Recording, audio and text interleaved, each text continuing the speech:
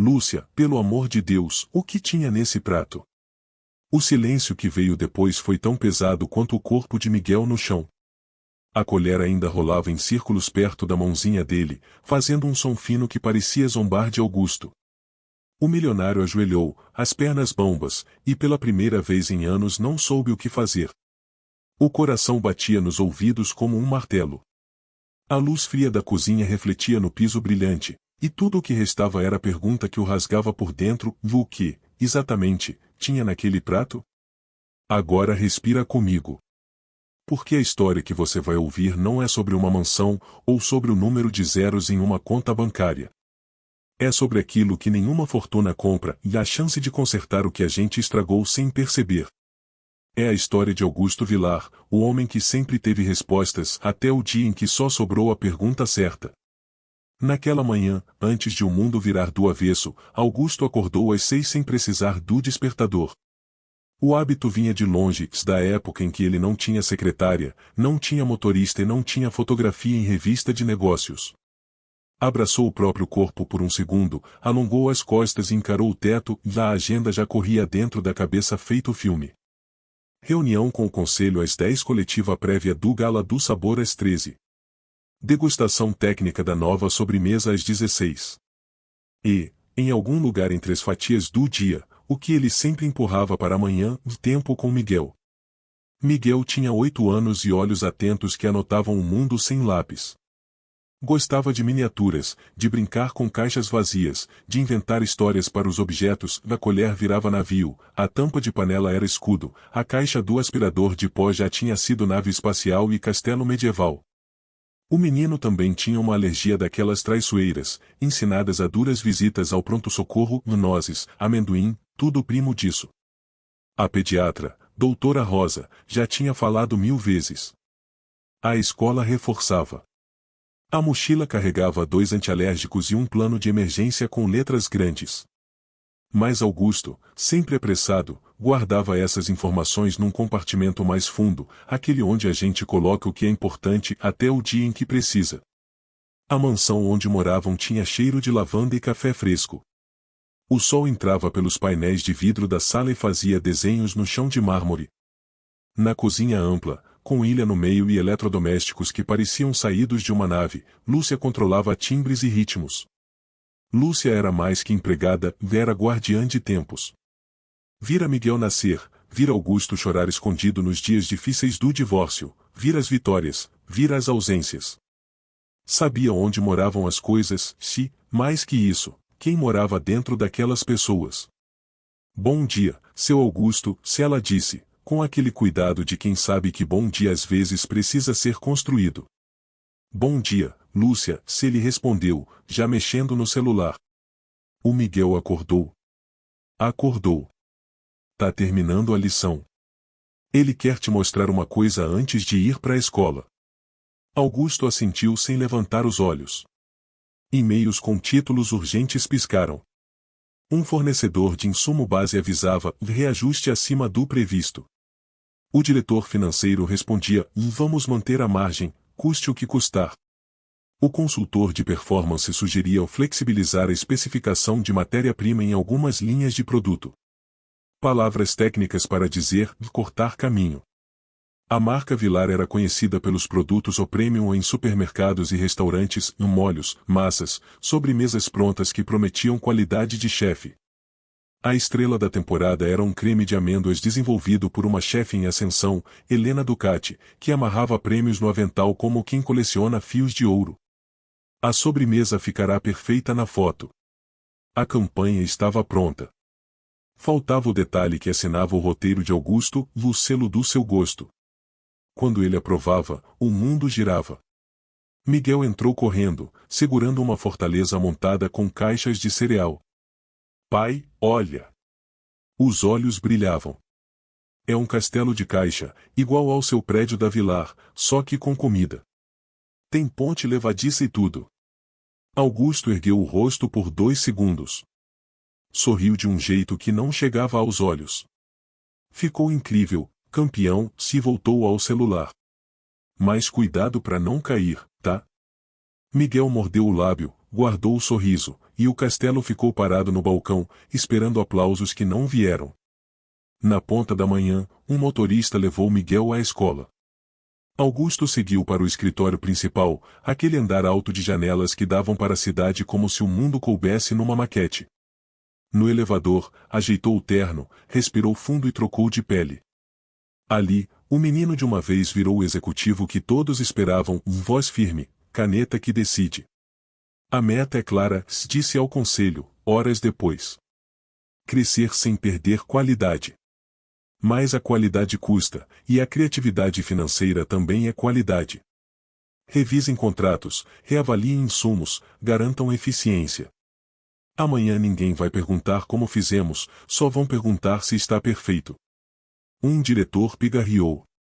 Sobre a sobremesa nova, senhor, o fornecedor europeu de amêndoas brutas atrasou o último lote. A equipe técnica diz que um substituto local, com torre específica, garante o mesmo perfil sensorial. A chefe Helena concorda, mas precisa de validação. A degustação às 16 foi mantida.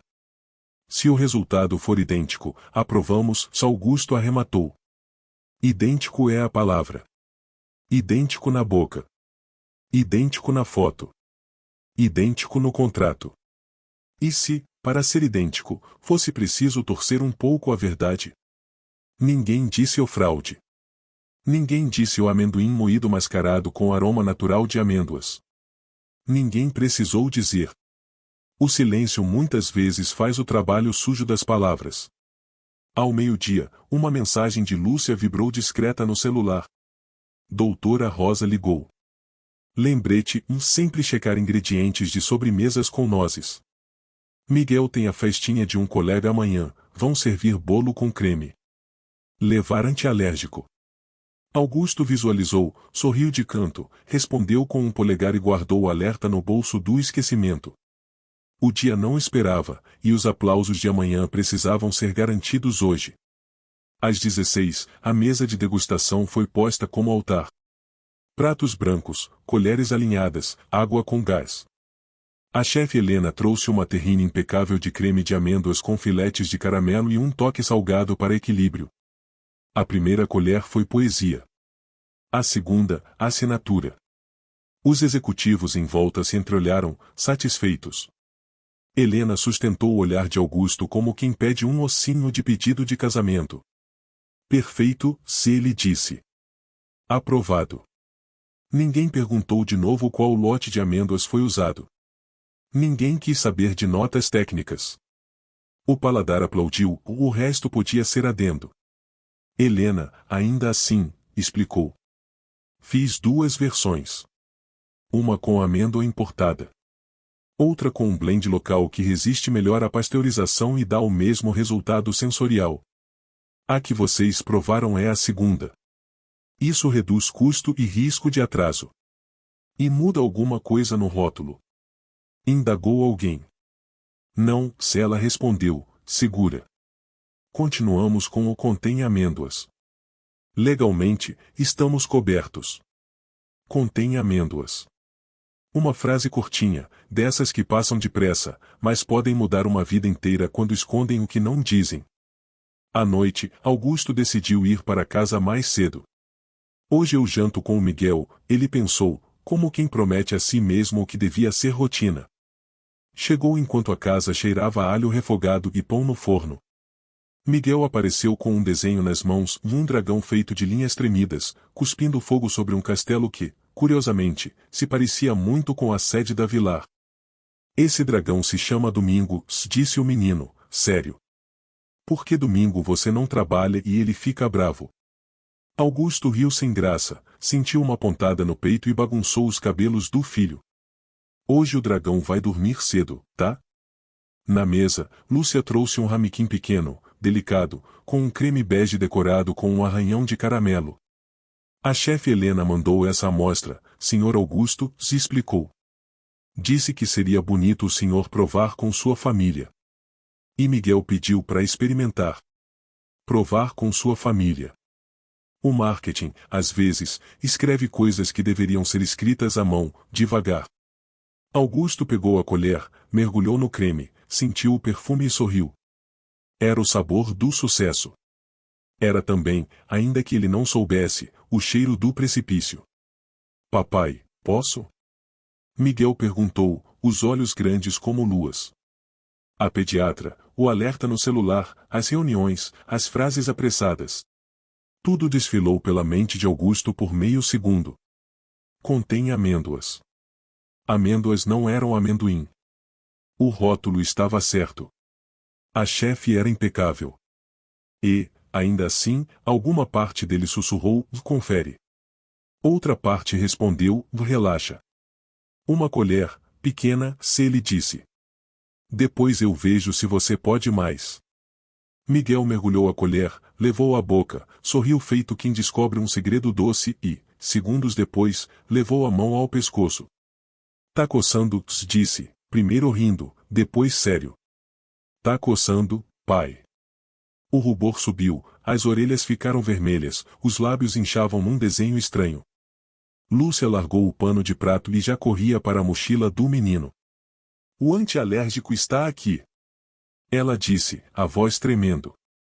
Mas, meu Deus, foi amêndoa. As próximas cenas aconteceram em atropelo. Augusto tentando lembrar a dose, Lúcia lendo a bula com olhos arrancados, a respiração de Miguel encurtando, o peito procurando ar, as perguntas atiradas no ar, as respostas falhando. A ambulância foi chamada. O tempo, que sempre correrá para Augusto, naquele instante se deitou no chão e se recusou a andar.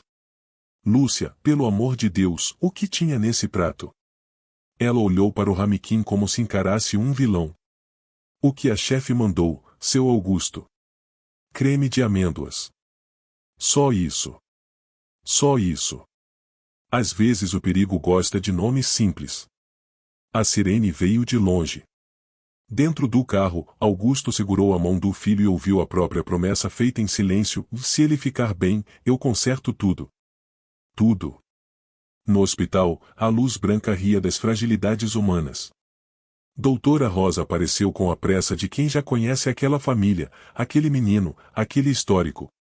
Aplicou o que tinha de ser aplicado, coordenou enfermeiros, ligou máquinas que apitavam verdades. Augusto, parado num canto, sentiu que os pés não tocavam o chão. Lúcia rezou com a boca fechada, como quem não quer perturbar Deus.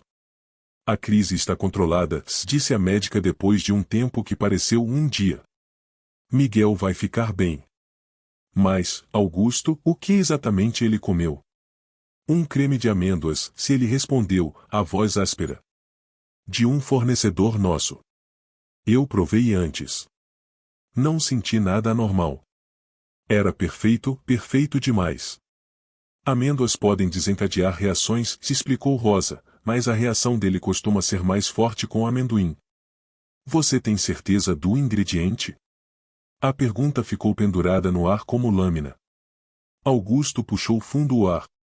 As frases da reunião à tarde correram como legendas atrasadas, um blend local, idêntico, reduz custo, legalmente, estamos cobertos. Cobertos por quê? Por uma palavra. Por um truque de aroma.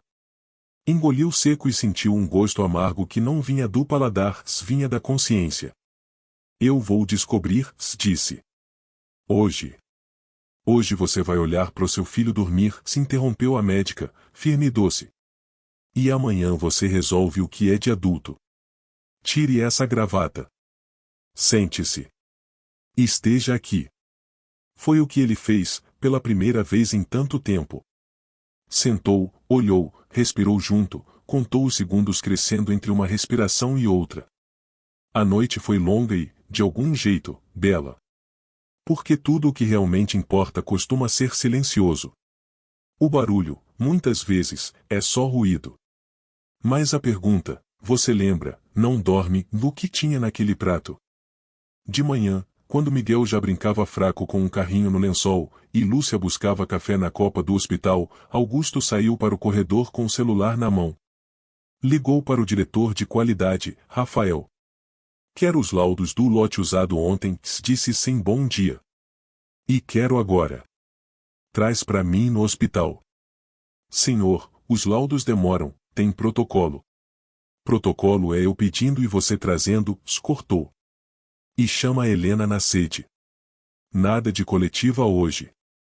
Nada de gala. É ordem. A voz de Augusto nunca tinha soado tão pesada. Do outro lado, os ossinhos vieram como peças caindo no tabuleiro. Ele voltou para o quarto. Miguel o olhou de canto, meio envergonhado, como quem pede desculpa por adoecer. Tá tudo bem, campeão, Augusto disse, e, pela primeira vez em meses, foi verdade. Lúcia voltou com o café e 2 pãezinhos. O senhor quer que eu vá na sua casa buscar o pote, a embalagem, qualquer coisa que ajude? Quero, se ele respondeu. E, Lúcia, obrigado por ontem. Se você não tivesse corrido.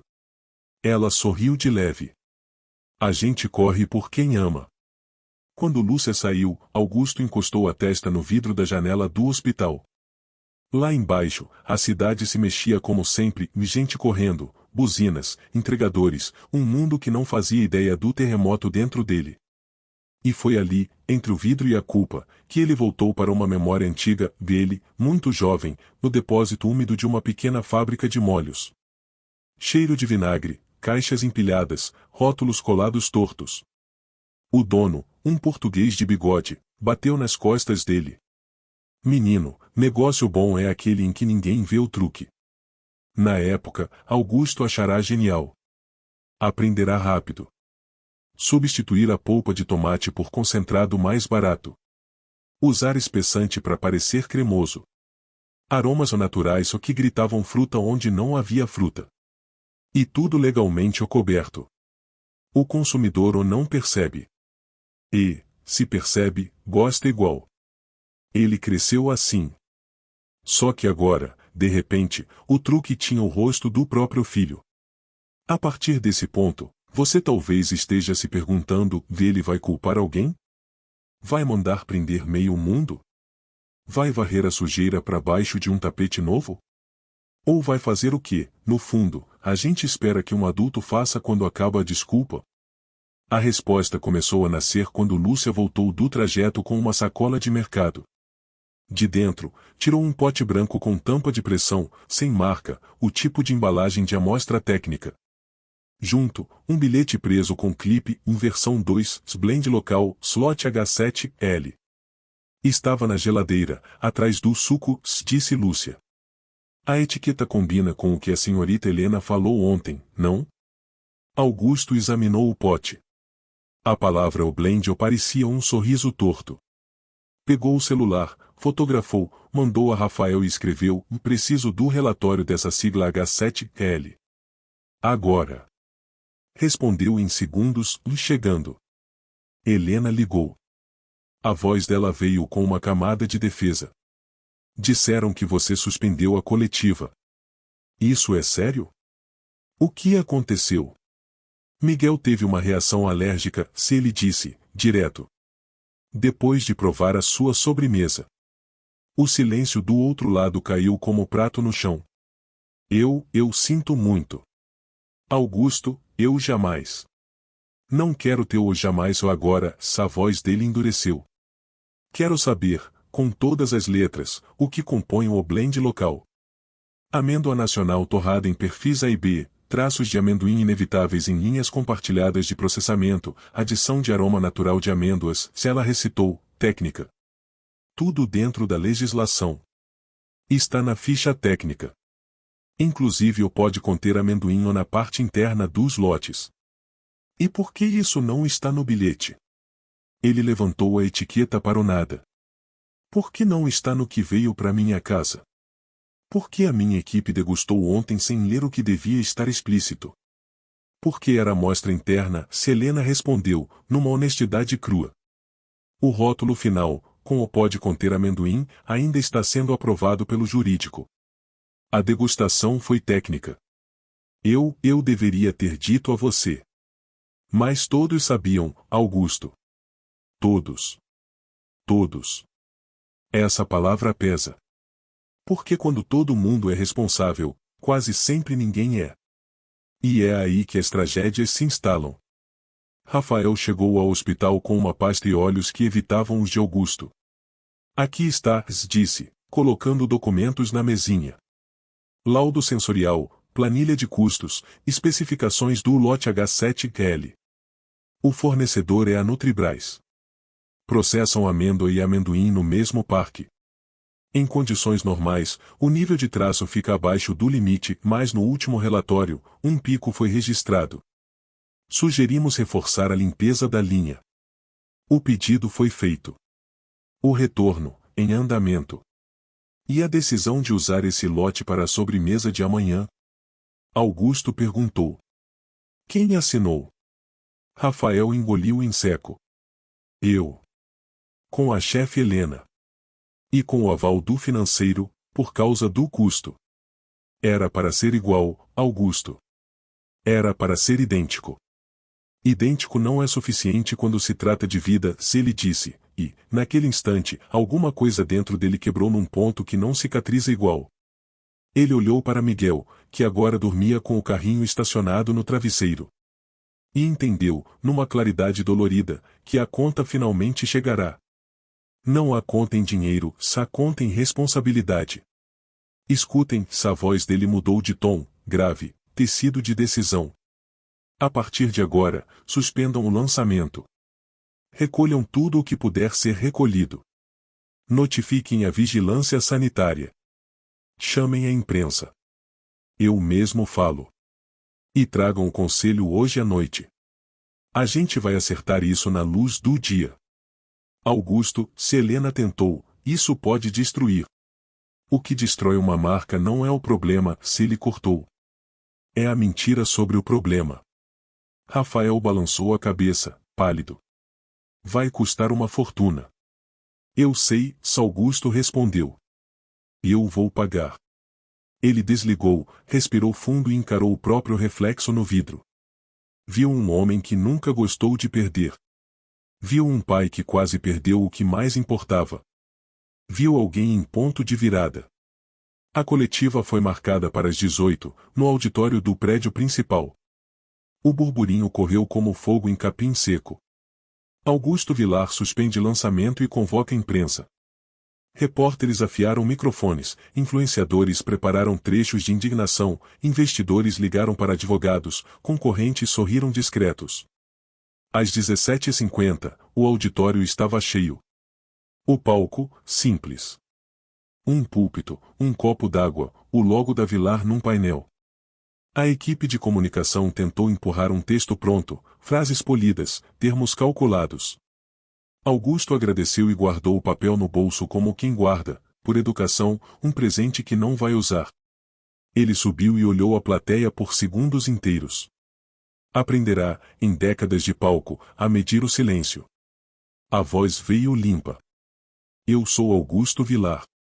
Hoje recebi um choque que arrancou de mim a única máscara que eu ainda usava, a máscara do dono infalível. Meu filho, Miguel, teve uma reação alérgica grave depois de provar uma amostra da nossa nova sobremesa. Ele está bem. Mas poderia não estar. E isso é culpa minha. Não porque eu tenha misturado ingredientes com as minhas próprias mãos, não fiz. Mas porque eu criei um sistema em que o idêntico valia mais que o absolutamente seguro. Eu empurrei minha equipe para metas que apertam mais que consciência. Hoje eu suspendo o lançamento, recolho preventivamente qualquer lote que tenha utilizado o chamado blend local, notifico as autoridades e abro nossos documentos. Se houver qualquer erro, por menor que seja, nós vamos encontrá-lo juntos, na luz. Mãos se levantaram. A primeira pergunta veio afiada. O senhor está admitindo que usou amendoim disfarçado de amêndoa?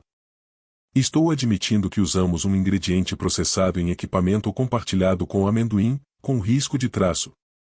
Estou admitindo que isso jamais deveria ter ido para minha mesa sem aviso explícito. E que jamais deveria chegar à mesa de ninguém com risco não declarado.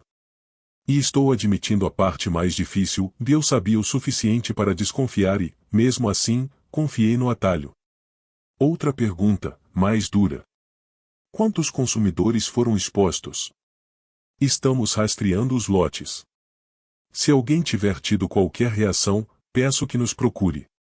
Vamos responder com assistência médica e com reparação. Não com o talvez. Com o sim. Uma terceira. O senhor não teme perder tudo com essa decisão? Ele respirou. Eu temo, e é por isso que eu devo fazer. Quando a gente tem medo de perder o que construiu, é sinal de que construiu em terreno que treme. Hoje eu escolho construir em chão firme. As frases saíam sem polimento de agência. Saíam com a ferrugem das coisas verdadeiras. E é engraçado como o público, tão acostumado a discursos prontos, reconhece quando alguém está falando do próprio osso. O estrondo, no entanto, estava só começando. Porque algumas verdades nunca viajam sozinhas.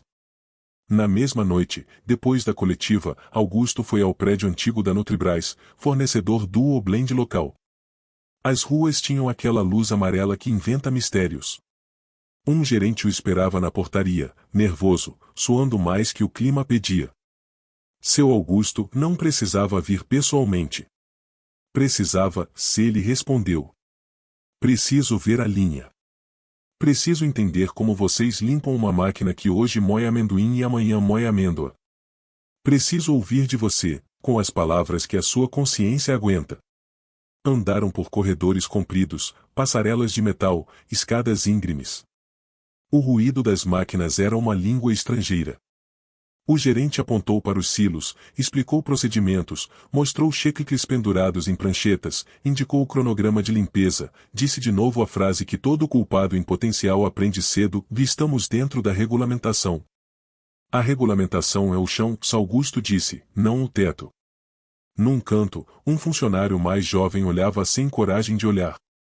Tinha as mãos ásperas de poeira fina. Quando Augusto cruzou os olhos com os dele, ouviu uma confissão silenciosa. Aproximou-se. Como é seu nome? Pedro. Pedro, me diz, do jeito que você contaria ao seu pai, em quanto tempo vocês têm para limpar entre um lote de amendoim e um lote de amêndoa? Pedro engoliu em seco. Olhou para o gerente, que desviou o olhar. Depende da meta do dia, senhor. E ontem? Ontem foi pouco. Quanto é o pouco? A metade do mínimo. O ar ficou denso. Augusto agradeceu com um aceno que também era um pedido de desculpa, se, sem mais palavras, entendeu onde suas ordens chegavam quando viravam cronogramas impossíveis. Entendeu que o dentro da lei o pode, muitas vezes, estar fora da decência. Vamos fazer o seguinte, se ele disse ao gerente. A partir de hoje, as linhas de amêndoa e amendoim aqui não se falam mais. Equipamento separado. Fluxo separado. Se isso custar caro, eu pago. Se precisar parar de fornecer por um tempo, pare. Eu não vou ser o homem que empurra a poeira para debaixo da esteira. Mas temos contratos. O gerente gaguejou. E temos crianças, Augusto respondeu. Contratos a gente reescreve. Crianças, não. Os dias seguintes foram um furacão. A Vilar anunciou recall voluntário. O jurídico suou. O financeiro teve vertigem. O telefone do saque ficou em brasa. Casos de pessoas com alergia que reportaram coceira leve aqui, inchaço ali, começaram a aparecer, nada grave como o de Miguel, mas suficientes para montar um quadro que, em outras circunstâncias, teria sido varrido para caixa ou incidentes isolados. Não dessa vez. Augusto criou uma linha direta para alérgicos, com médicos e orientadores 24 horas. Comprou lotes de autoinjetores de epinefrina e doou a escolas públicas. Mandou imprimir novos rótulos gritados: pode conter amendoim, ou em letras que ninguém pudesse fingir que não viu. Visitou famílias. Sentou em cozinhas simples. Ouviu histórias com os nós na garganta certos. Descobriu que uma empresa não existe onde tem o logo, se existe onde tem a consequência. A imprensa, claro, dividiu-se. Metade disse o golpe de marketing, teatro de culpa, marqueteiro do remorso. A outra metade viu um raro movimento de admitir, corrigir, pagar. Investidores processaram. Consumidores aplaudiram e xingaram na mesma intensidade de sempre. A vida moderna adora extremos. Nesse período, Miguel virou o consultor mais exigente da casa. Pedia para ler rótulos. Aprendeu a nomear aquilo que o machuca. E, ao nomear, dominava. Crianças, às vezes, ensinam o que adultos esquecem. Pai, pode conter o que quer dizer que pode, né? Ele perguntava, sério. Quer dizer que pode, Augusto respondia, e é por isso que a gente não arrisca. Nunca. Miguel assentia como quem guarda uma espada. Lúcia, por sua vez, virou uma espécie de consciência ambulante. Quando um fornecedor dizia ou é igual, ela perguntava, de igual a quê? Quando um gerente garantia o está tudo dentro, ela completava, dentro de quem? O time aprendeu, em semanas, o que a empresa inteira deveria ter aprendido há anos: qualidade não é capa de catálogo, se é o que a gente faz quando ninguém está olhando. E você, talvez, esteja se perguntando, viu a entrega tudo do título? É sobre doação? É sobre confissão? É sobre falência? É sobre abrir a caixa preta? É sobre isso tudo. A virada final começou quando o conselho, pressionado por ações despencando, exigiu um plano robusto ou de reputação. Isso, no dicionário do medo, às vezes quer dizer, vamos comprar uma narrativa. Augusto não entregou um plano de imagem. Entregou uma carta de renúncia ao cargo de CEO, uma ordem de venda de parte da participação pessoal na empresa e um documento endereçado ao Ministério Público descrevendo a cadeia de decisões que permitiu a aproximação de risco entre amendoim e amêndoas. Com nomes. Com e-mails. Com horários. Sem salvar a própria pele. Você está louco, disse o advogado. Isso te expõe a processos, a perdas, a verdade, Augusto completou. Eu me exponho à verdade.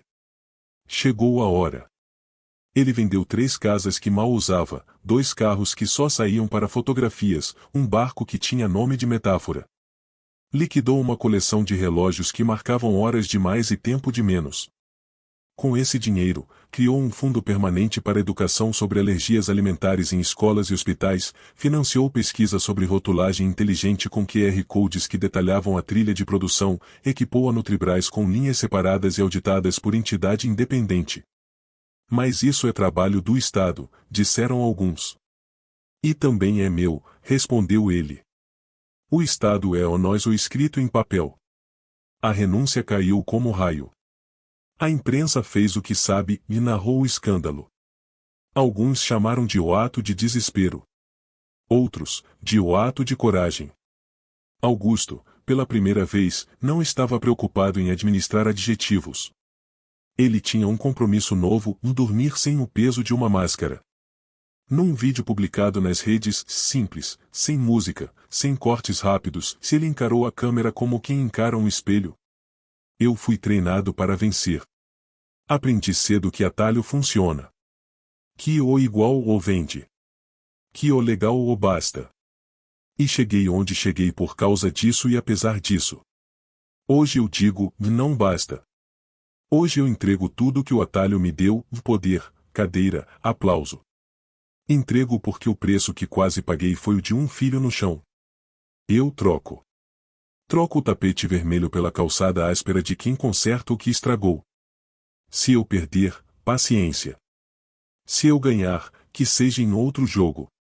Miguel assistiu ao vídeo ao lado, apoiado no braço do sofá. Quando terminou, disse, com a seriedade dos que sabem pesar coisas invisíveis: eu gosto mais desse pai. Augusto riu e chorou ao mesmo tempo, um luxo que ele não permitia a si mesmo desde antes de Miguel nascer. Os meses seguintes redesenharam a Vilar e redesenharam Augusto por dentro.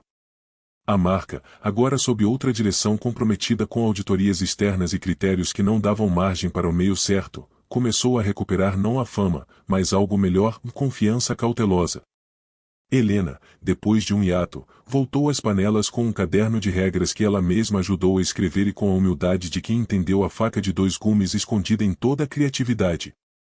Rafael virou, ironicamente, o diretor mais chato da história da empresa, se isso passou a ser elogio. A Nutribras, forçada e financiada, separou as linhas.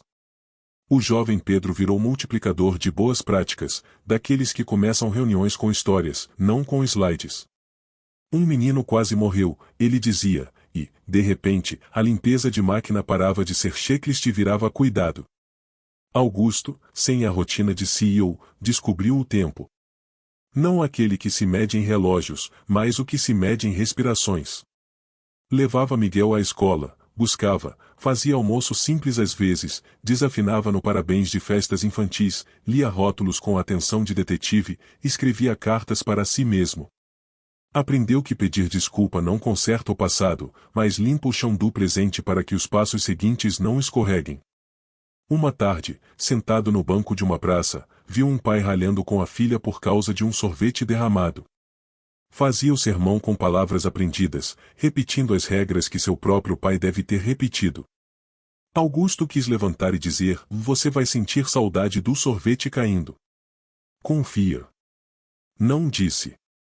Guardou para si e para quem quisesse ouvir quando ele contasse a própria história. E é isso que ele está fazendo agora, comigo e com você. Porque história boa, quando é verdadeira, serve para duas coisas, para curar e para avisar. Cura quem conta, avisa quem ouve. Se você chegou até aqui, talvez esteja se perguntando: vi o dinheiro? E a palavra do título: se entrega tudo? Entregar, ele entregou. Parte foi para instituições, parte para reformas de processos, parte para um fundo de reparação de vítimas de rotulagem irresponsável. Mas o tudo ou tem outro sentido, mais íntimo, dele entregou a própria armadura. E, curiosamente, foi ficando mais forte sem ela. Numa noite qualquer, Miguel pediu sobremesa. Lúcia trouxe uma taça com frutas cortadinhas e um creme de iogurte feito em casa. Simples. Augusto sorriu. Sabe, filho, quando eu era pequeno, eu queria ter um barco. Pra quê? Miguel perguntou. Pra ir embora quando alguma coisa ficasse difícil. E agora? Agora eu quero ficar. Miguel pescou um pedaço de morango, mergulhou no creme e falou como quem assina um tratado. Então fica. E ficou. Antes de fechar, deixe eu falar com você que assiste. Se você trabalha com comida, com remédio, com qualquer coisa que entre em corpo de gente, não aceite o igual ou quando o que está em jogo é vida. A lei é o mínimo. O certo é o máximo que a sua consciência dá. Se você é cliente, leia. Se você é pai ou mãe de criança alérgica, lute pelas letras grandes, pelo aviso claro, pela escola preparada. E se você é o Augusto de uma história, alguém que manda em fluxos e orçamentos, lembra, às vezes, a pergunta que salva é simples como um prato na mesa: o que tem aqui dentro? Porque, sim, dinheiro compra quase tudo. Menos o direito de dormir em paz quando a gente sabe que deixou uma porta aberta para o que não devia entrar. A paz, essa, se busca entregando o que for preciso. E foi isso que ele fez. Se você curtiu essa história e quer mais narrativas que cutucam a gente por dentro, deixa o like e se inscreve no canal, se isso me ajuda demais a continuar contando histórias que valem a sua atenção. Compartilha com alguém que trabalha com alimentação, com alguém que já passou por alergia, com alguém que precisa ouvir que o legal ou não é sinônimo de o certo. E, se você quer continuar nessa vibe de escolhas difíceis e recomeços, eu te convido para o próximo vídeo, da história de uma chefe que perdeu o paladar na véspera da consagração e descobriu um jeito novo de sentir o mundo. Te espero lá. Abraço apertado e até a próxima.